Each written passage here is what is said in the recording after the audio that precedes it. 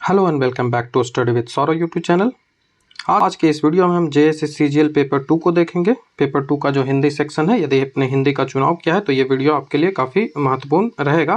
तो ये वीडियो में हम चैप्टर 2 ये हमारा है, उसका ये पार्ट 1 है। इससे पहले मैंने चैप्टर 1 को कंप्लीट कर दिया। यदि आपने उनको नहीं देखा है तो लिंक का जो चैनल का डिस्क्रिप्शन आप चेक कर लोगे, वहाँ पर मैं इसका लिंक दे दूँगा, तो आप उसे पहले देख लें, उसके बाद ही इस वीडियो को देखें।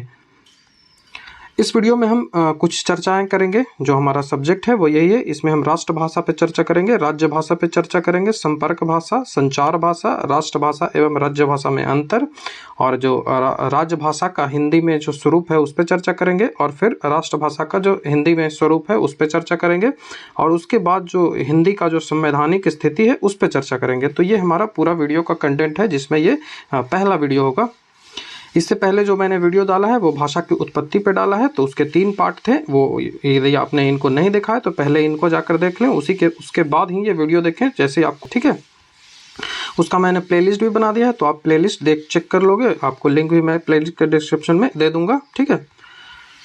और ये कुछ वीडियोज हैं जो मैंने अपलोड किए हैं, तो आप चेक कर लोगे इनको। और ये प्लेलिस्ट है जो आपको चेक करनी चाहिए यदि आप झारखंड CGL की तैयारी कर रहे हो। ये हमारा टेलीग्राम चैनल है, इसको आप ज्वाइन कर लोगे, क्योंकि जो इंपॉर्टेंट जो PDFs होती हैं जो मैं यहीं डालता हूँ, कुछ इन्फॉर्मेशन जो होती है वो सारी मैं यहीं डालता हूँ, ठीक है। तो जो हमारा हिंदी पेपर 2 है, इसको मैंने कई बार बता दिया है, ये 5 सेक्शनों में बटा हुआ है। इसमें व्याकरण अलग से जोड़ सकते हो, व्याकरण और साहित्य का इतिहास। तो हम लोग जो कर रहे हैं वो क्या कर रहे हैं, तो जो भाषा की उत्पत्ति है, भाषा विज्ञान के तहत भाषा की उत्पत्ति, जो भाषा की परिभाषा थी, भाषा की उत्पत्ति थी, उसका जो विकास था, ये तीनों चीज़ें हमने फर्स्ट चैप्टर में देख ली थी, ठीक है। उसके बाद जो हमारा आज का चैप्टर है वो भाषा के विभिन्न स्वरूप जो होते हैं उसमें हम चर्चा करेंगे। किस पे? तो राष्ट्रभाषा पे, राज्य भाषा पे, संपर्क भाषा पे, संचार भाषा पे और रचनात्मक भाषा पे। तो ये जो वीडियो है, ये वीडियो सीरीज में हम इन्हीं पे चर्चा करेंगे, ठीक है। तो पूरा सिलेबस आपको यहाँ पे PPT में मिल भी जाएगा, तो आप इनको देख लोगे, ठीक है। तो सबसे पहला जो सवाल उठता है कि राष्ट्रभाषा आखिर है क्या, राष्ट्रभाषा से तात्पर्य क्या है। तो राष्ट्रभाषा किसी देश की उस भाषा को कहते हैं जहाँ की जो अधिकांश जो जनता होती है उस देश की, उस क्षेत्र के जो अधिकांश लोग होते हैं, वो उस जो उनकी संस्कृति के साथ वो जुड़ा होता है, उनकी भावनाओं के साथ जुड़ा होता है। जैसा उदाहरण स्वरूप आप ले सकते हो कि जो जर्मनी है उसकी राष्ट्रभाषा जर्मन है, इंग्लैंड है उसकी राष्ट्रभाषा इंग्लिश है, ठीक है, और जैसे फ्रांस है तो उसकी राष्ट्रभाषा फ्रेंच है। तो ये राष्ट्रभाषा होती है। लेकिन भारत, आप जानते हैं कि भारत एक विविधता पूर्ण देश है, जिसमें बहुभाषी जो राष्ट्र है, भारत एक बहुभाषी राष्ट्र है। इसमें कई सारी भाषाएं बोली जाती हैं। तो भारत जैसे जो बहुराष्ट्रीय जो देश है, उसमें यह संभव नहीं हो पाता कि आप एक भाषा है उसको आप भारत की राष्ट्रभाषा घोषित कर पाओ, ठीक है। तो ये थोड़ा सा मतलब प्रॉब्लम इसमें आती है। तो यदि वे किसी एक भाषा को राष्ट्रभाषा का दर्जा दे दें, भारत में यदि किसी एक भाषा को राष्ट्रभाषा का दर्जा यदि दे दिया जाए, तो शेष जो भाषाएं का जो प्रतियोगिता जो होता है वो भेदभाव महसूस करेगा। उन्हें लगेगा कि जो हमारा भाषा है उसे नकारा जा रहा है, उसे छोटा दिखाया जा रहा है, उसे कम आंका जा रहा है। तो ये भेदभाव महसूस करेगा, जो कि जो संवैधानिक के खिलाफ होगा, ठीक है। और अगर किसी भाषा को यह दर्जा नहीं दिया जाता है, यदि किसी भाषा जो है वो राष्ट्रभाषा किसी देश की राष्ट्रभाषा को यदि नहीं है, तो वो जो होता है वो राष्ट्र की एकता की जो संभावनाएं हैं उसको कमजोर करता है। भारत यदि किसी एक चीज से वो जुड़ेगा, तो वो जुड़ेगा कैसे? कोई एक तो भाषा होनी चाहिए ना। तो इसी कारण से आगे जब हम संपर्क भाषा पे चर्चा करेंगे, तो संपर्क भाषा में हिंदी को संपर्क भाषा भारत का माना जाता है, क्योंकि लगभग 40% जो जनता होती है वो हिंदी भाषा बोलती है, और लगभग जो प्राथमिक रूप से उन्हें हिंदी बोलना आता है, और जो लगभग 30% जो लोग हैं भारतीय, वो द्वितीय भाषा के रूप में हिंदी की जानकारी रखते हैं, ठीक है। राष्ट्रभाषा है वो स्वाधीनता संग्राम के दौरान लगभग सभी नेताओं ने आपसी सहमति से, उनके बीच जो आपसी सहमति था, उनसे हिंदी को राष्ट्रभाषा और उसी को स्वाधीनता संग्राम में यूज करने का जो यूज किया गया, ठीक है। तो स्वाधीनता जो प्राप्ति हो गई, जब भारत आज़ाद हो गया, तो उसके बाद भारत के सामने एक समस्या बना, एक विवाद बना कि जो अन्य भाषाएं हैं, यदि भारत की राष्ट्रभाषा हिंदी को घोषित कर दिया जाए तो अन्य भाषाएं तमिल, तेलुगु, मराठी, ये सारी जो अन्य भाषाएं हैं उनका क्या होगा, उनको कौन सा दर्जा दिया जाए। तो जो वाद विवाद हुआ, उनके बाद जो किसी एक भाषा को ऐसा वाद विवाद के बाद जो निर्णय लिया गया, उसमें कहा गया कि किसी एक भाषा को राष्ट्रभाषा का दर्जा देने के बजाय भारत की जो प्रमुख भाषाएं हैं, जो भारत की जो प्रमुख भाषाएं हैं, उनको आप राष्ट्रीय भाषा का दर्जा दे दें। सारे भाषाएं हैं उनको राष्ट्रीय भाषा का दर्जा दे दें। तो इसी तरह से हिंदी को भारत की संपर्क भाषा के तौर पर सम्मान मिला। जैसा कि मैंने पहले भी बताया कि भारत की जो संपर्क भाषा है वो हिंदी है। कैसे है, तो 40% जो जनता है वो प्राथमिक रूप से हिंदी बोलती है और 30% जो जनता है वो उसका द्वितीय लैंग्वेज जो है वो हिंदी होता है। ठीक है। तो इसी तरह से जो राष्ट्रभाषा न कहकर, जो उनका जो हिंदी था उसको राष्ट्रभाषा न कर राजभाषा के रूप में दर्जा दिया गया। बाकी हम राज्यभाषा क्या होता है इस पर आगे चर्चा करेंगे। ठीक है। तो ये राष्ट्रभाषा थी। राष्ट्रभाषा की हमने परिभाषा देखी। उसके बाद जो राष्ट्रभाषा है वो राज्य भाषा से किस तरह अलग है, हिंदी के राष्ट्रभाषा के स्वरूप को देखा। बाकी राष्ट्रभाषा में हम अलग से इसके चर्चा इस पे काफ़ी डिटेल से करेंगे, अभी इंट्रो में इतना ही। ठीक है। तो अब हम राज्य भाषा से क्या तात्पर्य है इस पे आते हैं। आपने देखा कि हिंदी को राष्ट्रभाषा न घोषित कर राज्यभाषा शब्द दिया गया।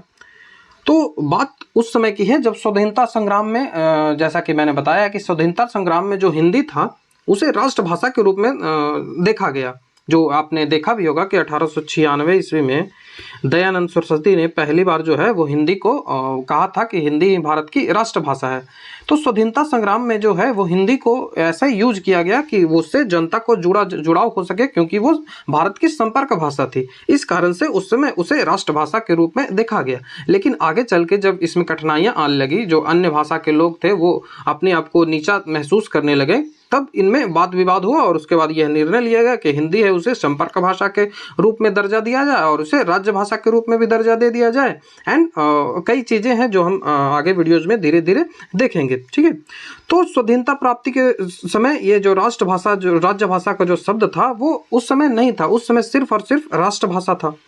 लेकिन सबसे पहले 1949 ईस्वी में भारत के एक महान नेता श्री राजागोपालाचारी, ठीक है, श्री राजगोपालाचारी, आप नाम सुने होंगे, इन्होंने भारतीय संविधान में नेशनल लैंग्वेज है, नेशनल लैंग्वेज के समानांतर, नेशनल लैंग्वेज के पैरेलल ही एक स्टेट लैंग्वेज शब्द दिया। ये किस लिए दिया, तो ये इसलिए दिया कि ये जो दोनों शब्द हैं इनमें एक जो अंतर है वो स्पष्ट किया जा सके कि जो राष्ट्रभाषा है और जो राज्य भाषा है इसमें अंतर हो सके, दोनों जो स्वरूप हैं वो अलगाने वाला विभेदक रेखा के रूप में समझा जा सके, इसलिए ये जो शब्द है वो दिया। ठीक है। तो किन्होंने दिया और कब दिया ये आपके लिए इंपॉर्टेंट हो सकता है। 1949 में दिया किसने, श्री राजागोपालाचारी ने। ठीक है। आगे चलकर जब संविधान सभा की कार्रवाई जो हुई वो हिंदी, ठीक है, संविधान सभा की जो कार्रवाई हुई उसके लिए हिंदी को चुना गया, जैसे कि आप जानते हैं। तो प्रारूप में जो स्टेट लैंग्वेज है, जो प्रारूप में जो स्टेट लैंग्वेज है, राज्य भाषा जो है, उसका हिंदी अनुवाद राज्य भाषा किया गया। जब संविधान सभा की चर्चा हो रही थी, तो जब इन जो भाषाओं पर चर्चा हो रही थी, तो उसमें जो स्टेट लैंग्वेज था उसका जो इंग्लिश अनुवाद था, स्टेट लैंग्वेज का जो हिंदी अनुवाद था वो राज्य भाषा किया गया। इसी प्रकार जो पहली बार यह शब्द प्रयोग में आया, तो आप समझ गए कि जो राज्य भाषा जो शब्द था वो कब सबसे पहली बार प्रयोग में आया। इससे पहले जो स्वतंत्रता संग्राम था उस समय जो ये जो भाषा थी वो राज्य भाषा नहीं थी, वो राष्ट्रभाषा के रूप में देखी जा रही थी। ठीक है। उसके बाद जो संविधान का प्रारूप तैयार करते समय जो स्टेट लैंग्वेज है, स्टेट लैंग्वेज को, जैसे कि ये तो हो गया, स्टेट लैंग्वेज को तैयार कर लिया गया, बातचीत करके कहा गया कि एक राज्य भाषा होगी, एक राष्ट्रभाषा होगी और एक संपर्क भाषा होगी। ठीक है। लेकिन जब संविधान का प्रारूप तैयार होने लगा, जब उसका ड्राफ्टिंग होने लगी, तो उस समय जो राज्य भाषा शब्द था, स्टेट लैंग्वेज जो था, इसके जगह ऑफिशियल लैंग्वेज शब्द का प्रयोग किया गया।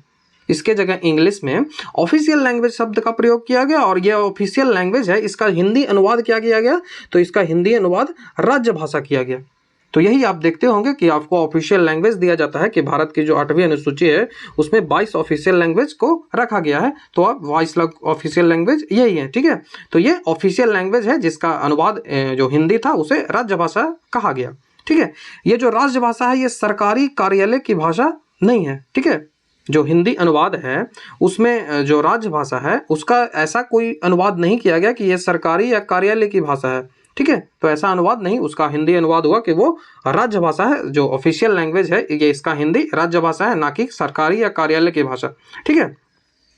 तो राजभाषा शब्द का जो तात्पर्य होता है, यदि फिर से अर्थों को समझें तो राजभाषा शब्द है उसका तात्पर्य होता है कि राजा, जो राजा है या फिर आपका जो सरकार है, उसका जो प्राधिकृत भाषा होता है, उसकी जो भाषा होती है उसे राज्य भाषा कहते हैं।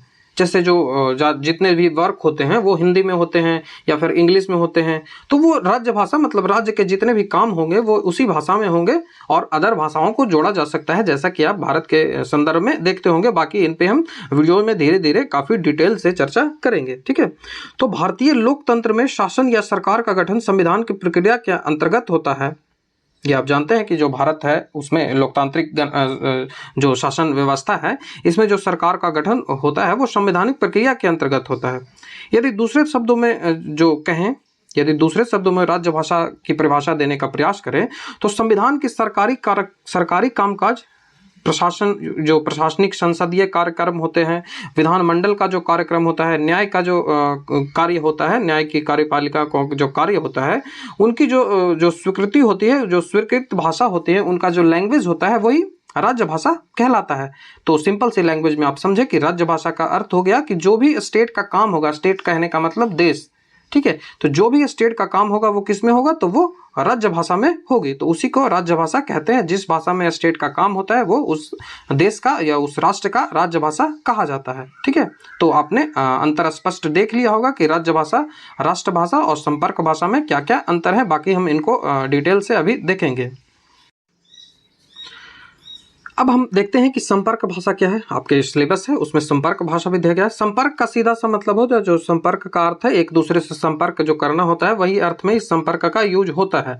तो स्वाधीनता प्राप्ति के समय 3 शब्द आपको देखने को मिले होंगे, एक राज्य भाषा, राष्ट्र भाषा और एक संपर्क भाषा, ठीक है। और संचार की भाषा भी इसी के अंतर्गत आप रख सकते हैं कि जो ट्रांसमिट करते हैं वो जो भाषा है, वो जो एक दूसरे से संपर्क करने की, एक दूसरे से संचार करने की, बातचीत करने की जो भाषा होती है वो तो अलग अलग राज्यों में, अलग अलग क्षेत्रों में अलग अलग होती है, ठीक है। लेकिन राज्य भाषा जो शब्द है उसको आपने देख लिया, राष्ट्रभाषा जो शब्द है उसको देख लिया कि राष्ट्रभाषा जो शब्द है वो क्या कहलाता है, राज्य भाषा जो शब्द है वो क्या कहलाता है। इसको सबसे पहला बार प्रयोग कब किया गया, तो 1949 के आसपास राज्य भाषा का पहली बार प्रयोग किया गया। इससे पहले राष्ट्रभाषा के रूप में हिंदी को देखा जाता था। उसके बाद संपर्क भाषा का भी प्रयोग हिंदी के संबंध में अक्सर आपको देखने को मिलता है। जैसा कि मैंने बताया कि भारत की जो संपर्क भाषा है वो हिंदी है, ठीक है। तो इसे ऐसा क्यों कहा जाता है, तो लगभग जैसा कि मैंने बता दिया है कि 40% से अधिक जो है वो प्राथमिक लैंग्वेज है, जो प्रथम भाषा है वो हिंदी का यूज करते हैं, और जो 30% से अधिक जो भारतीय है वो द्वितीय भाषा के रूप में हिंदी का प्रयोग करते हैं। तो संपर्क भाषा का अर्थ वैसे वही होता है कि ऐसी भाषा जो विभिन्न 2 भाषिक क्षेत्र हैं, जैसा कि बिहार है और उसके बाद मराठी है, मराठी भाषा देख ले, या फिर आप देख सकते हो वो जो बिहार का हिंदी हो गया। तो इन दोनों के बीच जो संपर्क स्थापित कर रहा है वो हिंदी कर रहा है। उसी तरह से आप जो देख सकते हो तमिल, तेलुगु, इस तरह से जो उनके बीच मतलब 2 भाषिक जो क्षेत्र होते हैं उनके बीच का जो संपर्क स्थापित करने वाली भाषाएं होती है वो संपर्क भाषा कहलाती है। जैसे आजकल आप देख सकते हो कि इंग्लिश हिंदी से भी ज़्यादा संपर्क भाषा के रूप में ऊपर निकलते चला जा रहा है, ठीक है। इंग्लिश जो है वो हिंदी को दबाते चला जा रहा है, ठीक है। तो इसीलिए जो जनसाधारण की संपर्क भाषा मानी गई किसको, तो वो हिंदी को। क्यों? क्योंकि वो 40% और 30 वाला जो कंसेप्ट है वो मैंने आपको बता दिया। तो स्वाधीनता संग्राम में देश के हर कोने में हिंदी के राष्ट्रभाषा बनाने की मांग उठाई गई। जब स्वाधीनता संग्राम हुआ तो उसमें जैसा कि मैंने बताया भी आपको कि 1896 ईस्वी में दयानंद सरस्वती ने पहली बार जो है वो हिंदी भाषा को राष्ट्रभाषा के रूप में दर्जा देने का कहा, ठीक है। तो स्वाधीनता संग्राम में भी इसकी बात उठी, और आगे चलकर जब भारत आज़ाद हुआ तब भी इसमें बात उठी कि हिंदी को जो संपर्क की भाषा तो है ही, इसके साथ इसे राष्ट्रभाषा भी घोषित करना चाहिए। यहाँ एक बात आप क्लियर कर लें कि जो संपर्क भाषा है भारत में तो वो सब सही है, भारत में तो वो सब एक ही आते हैं, लेकिन जो संपर्क भाषा आपको देखने को मिलेगा, संपर्क भाषा और राष्ट्रभाषा, इनमें काफ़ी अंतर होते हैं। कई देश होते हैं जहाँ भाषिक विविधता कम होती है, लेकिन भारत जैसे देशों में भाषा इतनी ज़्यादा बोलियाँ हैं कि यहाँ पे जो राष्ट्रभाषा है और संपर्क भाषा है इसमें काफ़ी अंतर मिलता है। लेकिन कई जो देश हैं जहाँ से भाषाई जो विविधताएं होती है वो कम होती है, वहाँ जो ये भाषा होते हैं वो राज्य भाषा या संपर्क भाषा और राष्ट्रभाषा दोनों एक ही हो जाते हैं। ठीक है, याद रखें कि भाषाई जो विविधता जिस देश में कम होती है वहाँ राष्ट्रभाषा को ही, जो राष्ट्रभाषा होती है वही वहाँ की संपर्क भाषा हो जाती है। लेकिन भारत जैसे जो बहुभाषी जो देश है, यहाँ संपर्क भाषा और राष्ट्रभाषा है उसमें अलग अलग संबंध होता है। तो स्वाधीनता संग्राम के समय जो पूरा भारत था उसमें राष्ट्रभाषा का दर्जा हिंदी को देने की बात की गई, जैसा कि मैं बार बार आपको जोर देके कह रहा हूँ। किंतु स्वाधीनता प्राप्ति के बाद जब जो अहिंदी क्षेत्र वाले लोग थे, जहाँ हिंदी नल हिंदी क्षेत्र थे, जैसे साउथ के जो हो गए, प्राप्ति के बाद स्वतंत्रता प्राप्ति के बाद जब भाषाओं पे चर्चा होने लगी तो ये आपत्ति व्यक्त किए जाने लगे। जो नन हिंदी क्षेत्र वाले लोग थे, जहाँ पे अहिंदी मतलब जहाँ हिंदी नहीं बोली जाती थी वो क्षेत्र थे, वहाँ पे जो तर्क दिया जाने लगा कि यदि हिंदी राष्ट्रभाषा है तो उनकी भाषा जैसे बंगाली, तमिल, कन्नड़, मराठी वो जो कौन सी भाषा है, क्या वो राष्ट्रीयोत्तर भाषा है, क्या वो राष्ट्र विरोधी भाषा है? तो ऐसी तर्क आने लगी। तो उन्हीं की मांगों की भारत की सभी भाषाओं में उनकी जो मांग थी वो क्या थी कि भारत के जो सभी भाषाएं हैं, जितने भी इंपॉर्टेंट भारत में लैंग्वेजेस हैं, उन सभी को भारत की जो है वो राष्ट्रभाषा का दर्जा दिया जाना चाहिए। ठीक है, हिंदी को जो विशेष दर्जा दिया जा रहा है उसकी कोई आवश्यकता नहीं है। हिंदी को जो है वो राष्ट्रभाषा नहीं बोलना चाहिए, इसे सिर्फ संपर्क भाषा बोलना चाहिए। आगे जब संविधान सभा में चर्चाएं होने लगी तो ये सवाल उठने लगे। तो वर्तमान समय में क्या स्थिति है? तो वर्तमान समय में राजनीतिक आधार पर यह विचार स्वीकार किया जा चुका है कि हिंदी जो है वो भारत की संपर्क भाषा है, वह भारत की राष्ट्रभाषा भी है। किंतु उसके साथ साथ जो भारत की राष्ट्रभाषा भी हिंदी को कह सकते हैं। वैसे ऑफिशियली इसका जो डिक्लेरेशन है वो हिंदी का नहीं किया गया है कि भारत की जो हिंदी है वो राष्ट्रभाषा नहीं है, वो राज्य भाषा है। इसके साथ साथ जो 8वीं अनुसूची में 22 भाषाएं शामिल हैं, 8वीं अनुसूची में 22 भाषाएं शामिल हैं, इनको भी राष्ट्रभाषा अथवा राष्ट्र की भाषाएं का दर्जा मिला गया है। ठीक है, तो जहां एक जो राष्ट्रभाषा का प्रश्न उठता है तो वह संवैधानिक रूप से केंद्र स्तर पर हिंदी है और राज्यों के लिए वो विभिन्न भाषाएं अलग अलग होती है। हर राज्य में जो भाषाएं होती है वो डिफरेंट होती है। हर राज्य अपने लिए अपनी जो भाषा है वो चूज करता है, लेकिन जो भारत के लिए राज्य भाषा है वो कौन सी है? तो वो हिंदी है। यहाँ देखेंगे कि राष्ट्रभाषा और राज्य भाषा में क्या क्या अंतर हैं, कुछ जो महत्वपूर्ण अंतर हैं उनको हम यहाँ पे अब बात करेंगे। तो राष्ट्रभाषा और राज्य भाषा जो प्रयुक्ति की दृष्टि से तो दो भाषा की महत्वपूर्ण अवधारणाएं हैं, लेकिन समानता किसी भी देश में जो एक ही भाषा जो होती है वो राष्ट्रभाषा भी होती है और उसी को राज्य भाषा भी कहा जाता है। जैसा कि आप देख सकते हो इंग्लैंड में अंग्रेजी जो है वो राष्ट्रभाषा भी है, वही राज्य भाषा भी है। उसी तरह से पाकिस्तान में उर्दू है। तो ये समानता होता है, लेकिन भारत जैसे विविधतापूर्ण देश में ये संभव नहीं है। ठीक है, तो राष्ट्रभाषा वह भाषा है जिसे किसी राष्ट्र के निवासी जीवन के सभी संदर्भों में स्वाभाविक रूप से प्रयोग करते हैं। लेकिन जो राज्य भाषा है वह भाषा है जिसका प्रयोग सरकारी कामकाज के लिए किया जाता है। ठीक है, जैसा कि मैंने आपको पहले भी बताया है। तो इनके बारे में कुछ प्रमुख अंतर हैं जिनको हम जो आगे के स्लाइड्स हैं उनमें देखते हैं। तो सबसे पहला जो अंतर आता है कि राष्ट्रभाषा वो जन समान द्वारा प्रयुक्त होने वाली भाषाएं होती है। राष्ट्रभाषा जो होता है वो जन समान द्वारा प्रयुक्त होने वाली भाषाएं होती है और वो साधारण भाषाएं होते हैं जिनका प्रयोग जो है वो सभी व्यक्ति करते हैं। तो राष्ट्रभाषा की जो भाषा होती है वो सभी व्यक्ति आपसी बातचीत विमर्श के लिए, लोक व्यवहार के लिए, इन सब चीज़ों का ये जो भाषा है उनका प्रयोग करते हैं। इसके विपरीत जो राज्य भाषा है उसका संदर्भ है वो सीमित होता है। उसकी जो कार्य जो है वो तो होता है वो सरकारी कर्मचारियों व अधिकारियों द्वारा सिर्फ कार्यालयी कामकाज में इनका प्रयोग किया जाता है। ये मैंने पहले भी आपको बताया है। जो राष्ट्रभाषा का शब्द जो भंडार होता है वो अनौपचारिक, गैर परिभाषिक तथा अनिश्चित होता है।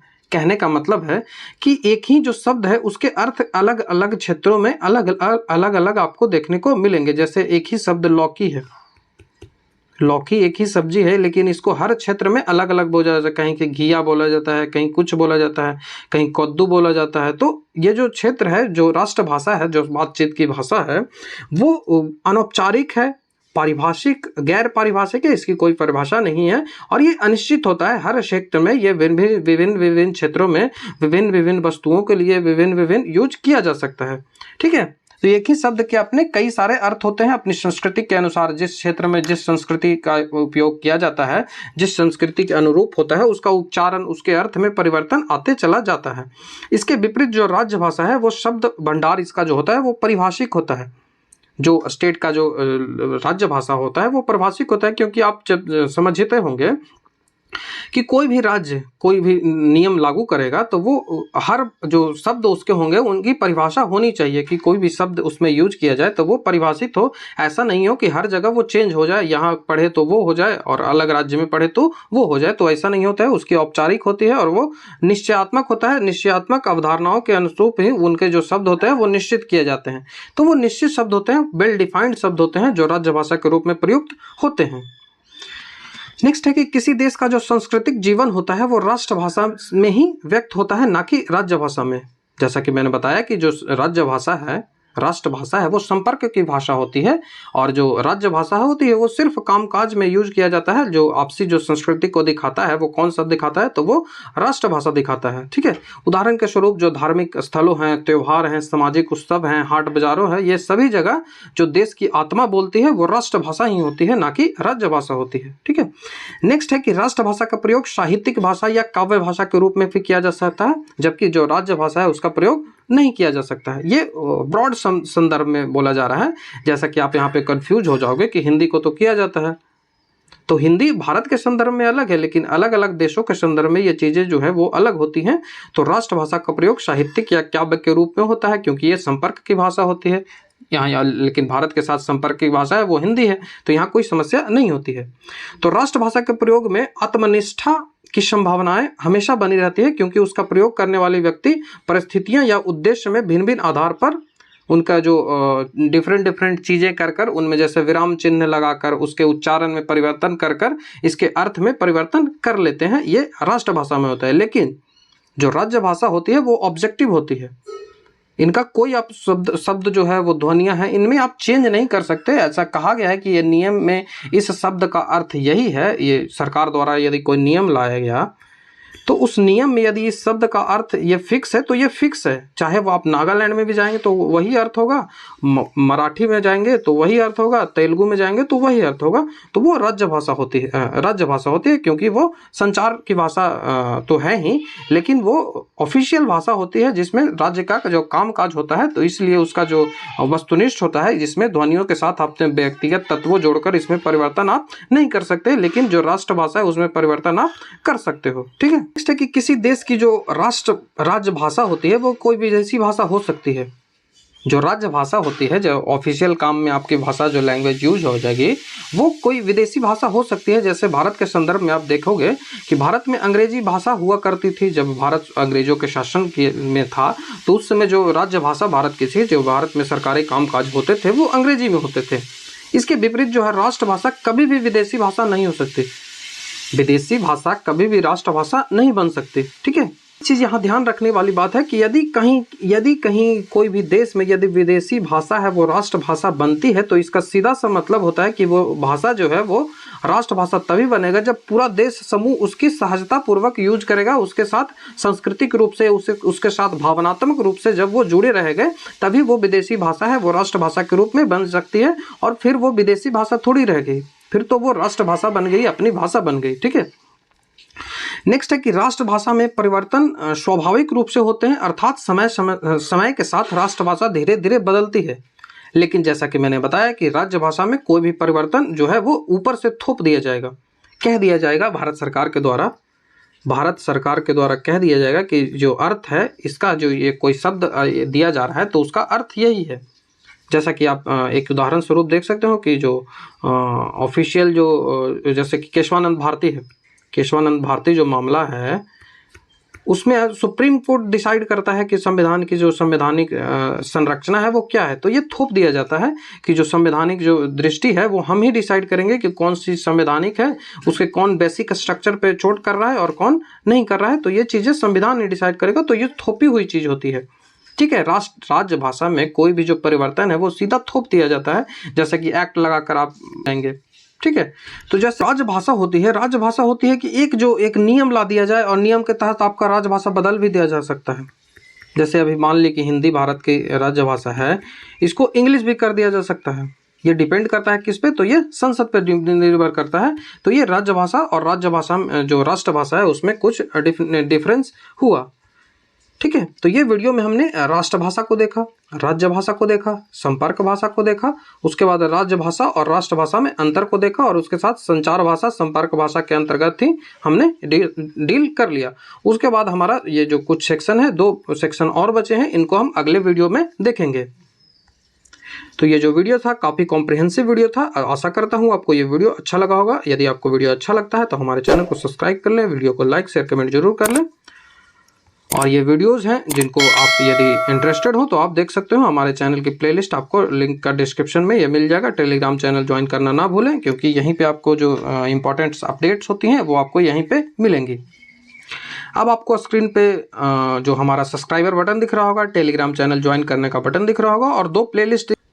तो चलिए उन्हीं प्लेलिस्ट में आपसे मिलता हूँ। Thank you.